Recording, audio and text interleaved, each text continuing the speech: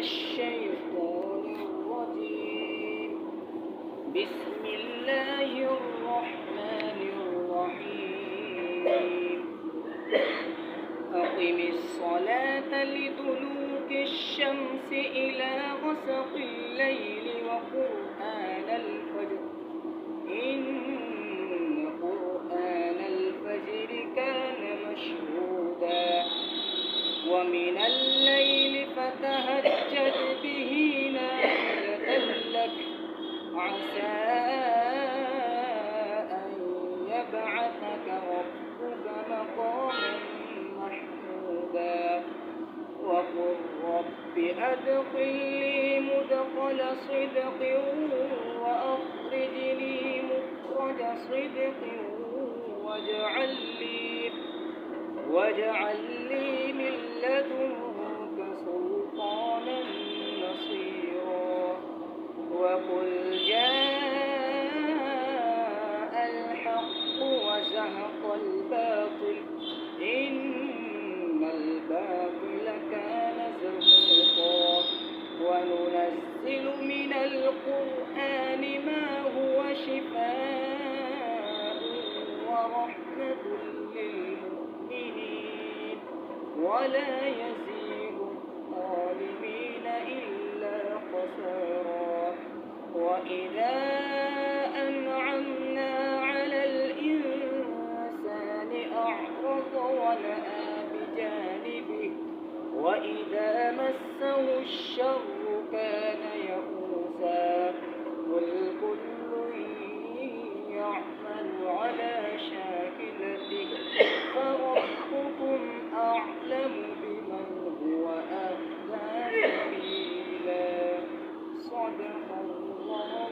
العظيم. ما شاء الله، جزاكم الله خيرا، بارك الله فيكم.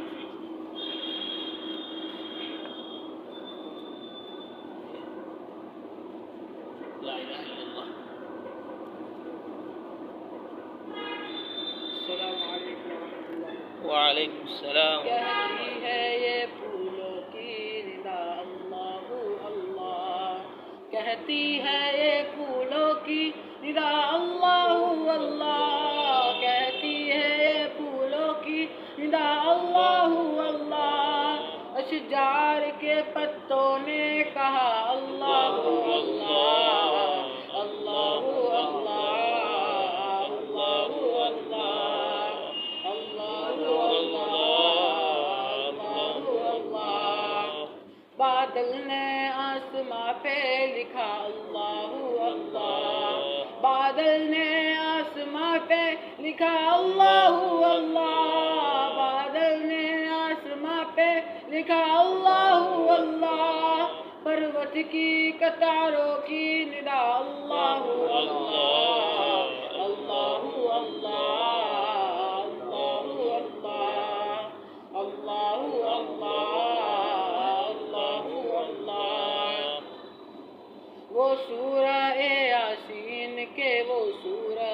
رحمان، وہ سورہ یاسین کے وہ سورہ رحمان، وہ سورہ یاسین کے وہ سورہ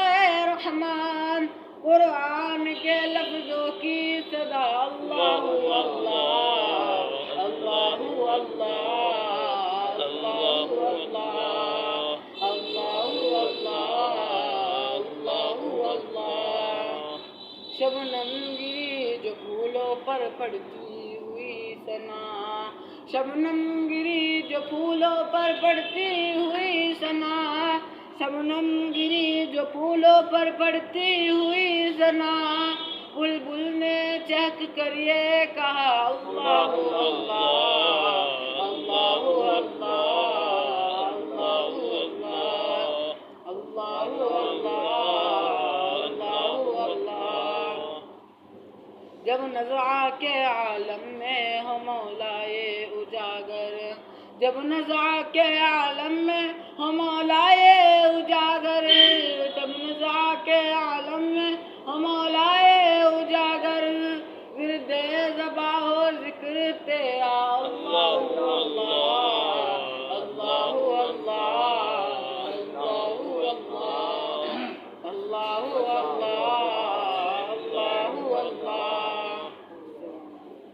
آقا تیرے آنے سے آقا تیرے آنے صلی اللہ علیہ وسلم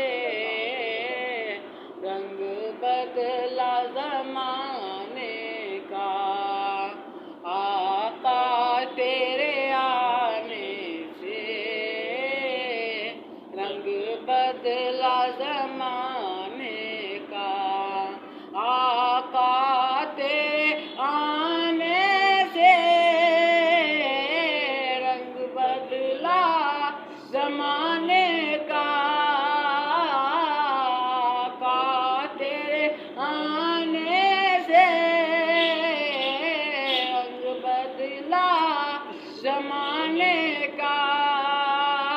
ہیبت سے گرا تیری ہر بت بت خانے کا آقا تیرے آنے سے رنگ بدلا زمانے کا آقا تیرے آنے سے رنگ بدلا زمانے کا تپتی ہوئی ریتوں پر پڑھے کلمہ بلال تیرا تپتی ہوئی ریتوں پر پڑھے کلمہ بلال تیرا انداز نرالا ہے تیرے ہر پروانے کا آقا تیرے آنے سے رنگ بدلا زمانے کا آقا تیرے آنے سے رنگ بدلا زمانے کا تو چوم لے کلموں کو کافوری ہونٹوں سے تو چوم لے کلموں کو کافوری ہونٹوں سے خود رب نے سکھایا ہے انداز جگانے کا آقا تیرے آنے سے رنگ بدلا زمانے کا آقا تیرے آنے سے رنگ بدلا زمانے کا جس جس کو پلائی ہے میرے آقا نے ہاتھوں سے جس جس کو پلائی ہے میرے آقا نے ہاتھوں سے وہ بھول گیا رستا ہر ایک میں خانے کا آقا تیرے آنے سے رنگ بدلا زمانے کا شاہکار ہے قدرت کا تیرا حسن میرے آقا شاہکار ہے قدرت کا تیرا حسن میرے آقا حسن یوسف ہے صدقہ آقا تیرے خزانے کا آقا تیرے آنے سے رنگ بدلا زمانے کا محبوب نہ غم کرنا سر حشر تو امت کا محبوب نہ غم کرنا سر حشر تو امت کا، محشر تو بہانہ ہے تیری شان دکھانے کا، آقا تیرے آنے سے رنگ بدلا زمانے کا، جس کو بھی ملا ٹکڑا حسنین کے نانا سے، جس کو بھی ملا ٹکڑا حسنین کے نانا سے، منگتا وہ بنا سائل سلطان زمانے کا، آقا تیرے آنے سے رنگ بدلا زمانے کا، آقا تیرے آنے سے رنگ بدلا زمانے کا، روشنی بھی ملی،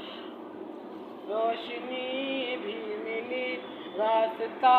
بھی ملا، آپ صلی اللہ آئے علیہ تو وسلم۔ ہم کو خدا بھی ملا،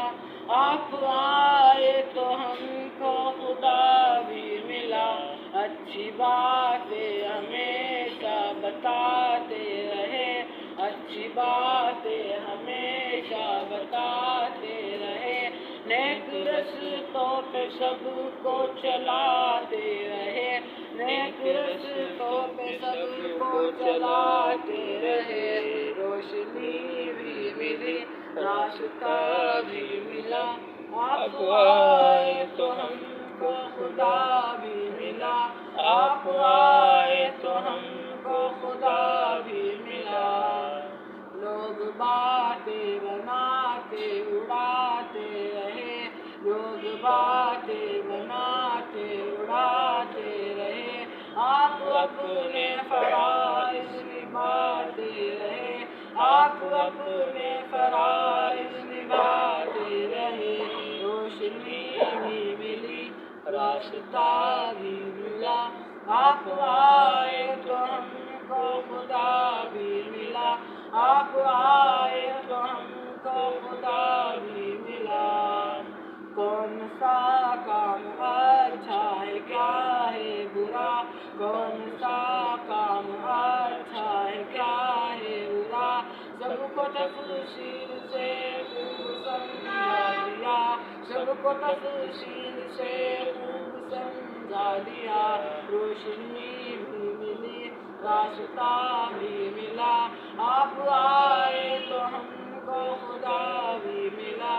آپ آئے تو ہم کو خدا بھی ملا، ان کا پیغام تو عام تھا عام ہے، ان کا پیغام تو عام تھا عام ہے، تائب اس پر عمل اب تیرا کام ہے، تائب اس پر عمل اب تیرا کام ہے، روشنی بھی ملی راستہ بھی ملا، آپ آئے تو ہم کو خدا بھی ملا، آپ آئے تو ہم کو خدا بھی ملا۔ وعلیکم السلام ورحمۃ اللہ وبرکاتہ، جزاکم اللہ خیرا، الحمد للہ وکفا وسلام علی عبادہ الذین اصطفیٰ، اما بعد۔ الحمد للہ کئی مجلسوں سے کتاب پڑھی جا رہی ہے، شرح الصدور فی احوال القبور، جلال الدین سیوطی رحمۃ اللہ علیہ کی یہ زبردست کتاب ہے، جس میں قبر کے احوال کو اتنا تفصیل سے بیان کیا ہے کہ جس سے سینے آدمیوں کے کھل جاتے ہیں، شرح صدر ہو جاتا ہے، اور قبر کی آخرت کی موت کی تیاری کرنے کو آدمی کا دل چاہنے لگتا ہے کہ ہمیں مرنا ہے، قبر میں جانا ہے، وہاں کے جو احوال ہیں وہ حقیقی ہیں، یقینی ہیں، ان پر ہمارا ایمان اور یقین ہے۔ دنیا میں رہتے ہوئے ہی اس قبر کی زندگی کو تیار کرنا ہے، یا تو وہ جنت کے باغوں میں سے ایک باغ بن جائے گی اگر تیاری کر لی، اور خدا نہ خواستہ تیاری نہیں کی تو پھر وہی جہنم کے گڑھوں میں سے ایک گڑھا بن جائے گی۔ موت ہر وقت، ہر گھڑی، ہر لمحہ یاد رکھتے رہنا چاہیے۔ اللہ کے نبی نے فرمایا اکثروا ذکر حازم اللذات، لذتوں کو توڑ دینے والی چیز موت کو کثرت سے یاد کیا کرو۔ زندگی یاد ہے تو کمانا آسان ہو گیا، کھانا آسان ہو گیا، پہننا آسان ہو گیا، دور دراز ملکوں میں، علاقوں میں جانا آسان ہو گیا، کہ زندگی سامنے ہے اس لیے اس کے تقاضے پورا کرنا آسان ہے۔ موت سامنے ہوگی، آخرت سامنے ہوگی، تو پھر اس کے تقاضے عبادت اور دعوت، علم و ذکر سب آسان تر ہوتا چلا جائے گا۔ فرماتے ہیں ملک الموت اور ان کے ساتھی فرشتوں کا بیان، اللہ تعالیٰ نے فرمایا حتیٰ اذا جاء احدکم الموت توفته رسلنا وهم لا يفرطون، یہاں تک کہ تم میں کسی کی موت آ جاتی ہے تو لے لیتے ہیں اس کو ہمارے فرشتے،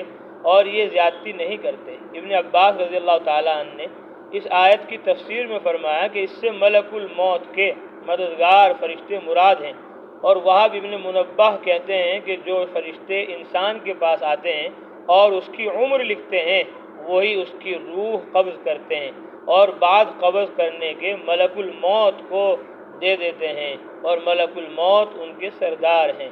ابو ہریرہ رضی اللہ تعالیٰ عنہ سے روایت ہے کہ جب اللہ تعالیٰ نے آدم علیہ السلام کو پیدا کرنے کا ارادہ کیا تو جو فرشتے عرش اٹھائے ہوئے ہیں ان میں سے ایک کو زمین کی طرف بھیجا کہ کچھ مٹی لا دے، کہ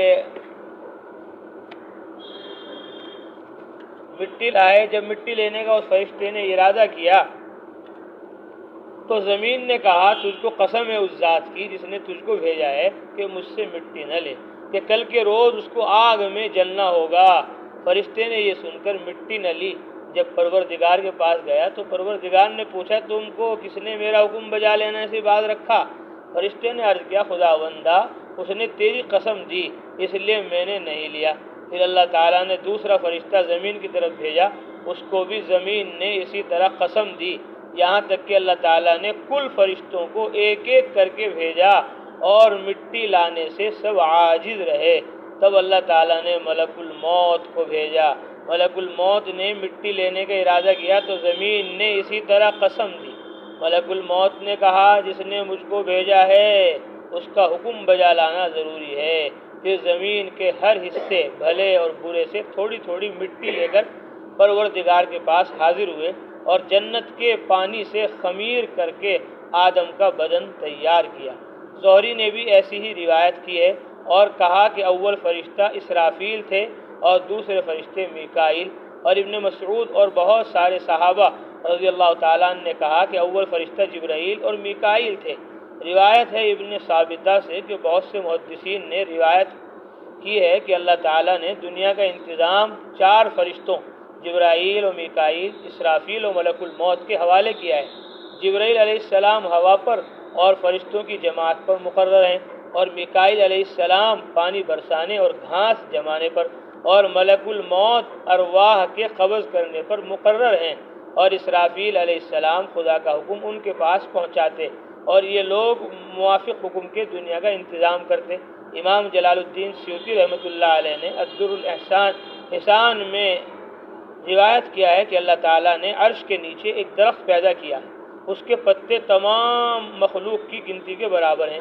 اس کا نام شجرۃ المنتہا ہے۔ جب کسی بندے کی عمر ختم ہو جاتی ہے اور 40 دن باقی رہ جاتے ہیں تو حضرت اسرائیل علیہ السلام کے سامنے اس کا ایک پتا گرتا ہے، اس پر نام اس بندے کا لکھا رہتا ہے۔ اس وقت سے تمام فرشتے اس کو مردہ کہتے ہیں اور وہ دنیا میں 40 دن تک زندہ رہتا ہے۔ بس اگر وہ نیک بخت ہے تو ملک الموت اس کے نام کے گرد نورانی لکیر دیکھتا ہے۔ جب 40 دن پورے ہو جاتے ہیں تو ملک الموت اس کے پاس آتا ہے اور اس کے سامنے بیٹھتا ہے۔ اس وقت مریض اپنی بیماری کی تکلیف میں رہتا ہے۔ جب ملک الموت کو دیکھتا ہے تو گھبرا کر پوچھتا ہے تم کون شخص ہو اور تمہارا کیا ارادہ ہے؟ وہ کہتا ہے میں ملک الموت ہوں،